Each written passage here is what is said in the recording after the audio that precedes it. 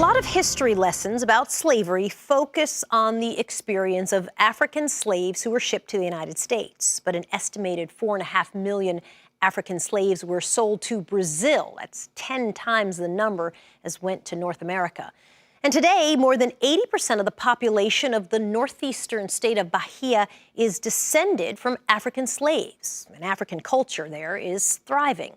It's becoming a popular destination for African Americans who are looking to connect with their roots. Our correspondent, Leonie Lacani, takes us inside Roma Negra, or Black Rome.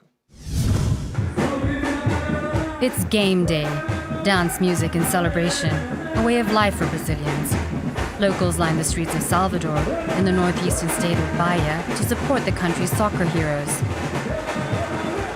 Many of the locals here are actually American, like Renee Adolfi. Born in Brooklyn, now a resident of Salvador since 2011. I had a friend of mine who's American. She would come here every year. For 10 years, she was coming to Salvador. And so she said to me, Renee, you have to come to Salvador. When she told me she was coming here, I thought I had to come and see what it was like and why she keeps coming back. And instantly I fell in love with Salvador. It was supposed to be 2 weeks. She left and I stayed. Renee's not the only one. When I was there at Oladoom, I met some sisters from the U.S. You know, I saw them taking pictures and I heard one talking. And I was like, American! There are no definitive numbers of how many Americans are here. But there's seldom a place Renee goes where she doesn't meet other countrymen and women. And so this is usually how it starts, right? You might hear someone talking, or you might see a T-shirt or something that they're wearing that kind of is a dead giveaway that they're American. You know, so then you start to talk and then you form an instant bond. And this is exactly what happened with these ladies. For these women, Brazil brought them closer to their African roots. It's home to the second largest African population in the world after Nigeria. 90% of the residents here in Salvador claim African heritage. And that's what drew Renee here, giving up a successful career in Washington, D.C. When I lived in the U.S., I had my own home. I had a townhouse.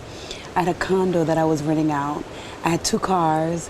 You know, I was successful. I had a private practice. I worked part-time in a psychiatric hospital. And I gave it up. I gave it all up. Gave it up to move here. This favela, a low-income shanty area in the city. Renee lived here for 2 years. She says what she lacked in material comforts, she gained in joy. So in Salvador, they just have this happiness, this alegria, you know, this happiness that's internal, which I think is part of their resilience.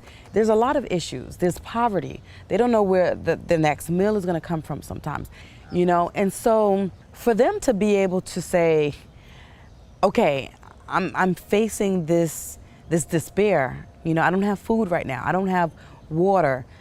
But they're going to go out and go to the beach and have fun, and they're going to play music, and they're going to go to the club, and they're going to dance. You know, they're not going to let anything get them down. And, you know, so I've learned a lot about that. Within the first couple of months of living here, she decided she wanted to give back to the community and opened a free clinic. I would do therapy. I would do Reiki, energy healing. I would do massages.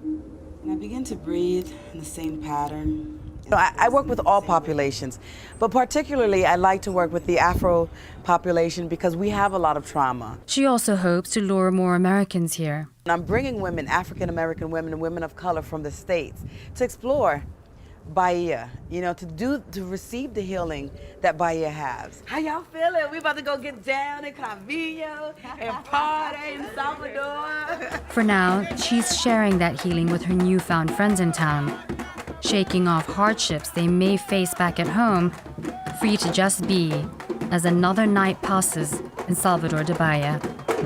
For matter of fact, this is Leonie Lacani. What could impact African Americans' travel to Brazil? The country's newly elected far-right president has just issued a series of executive orders targeting Brazil's indigenous groups, descendants of slaves, and the LGBTQ community.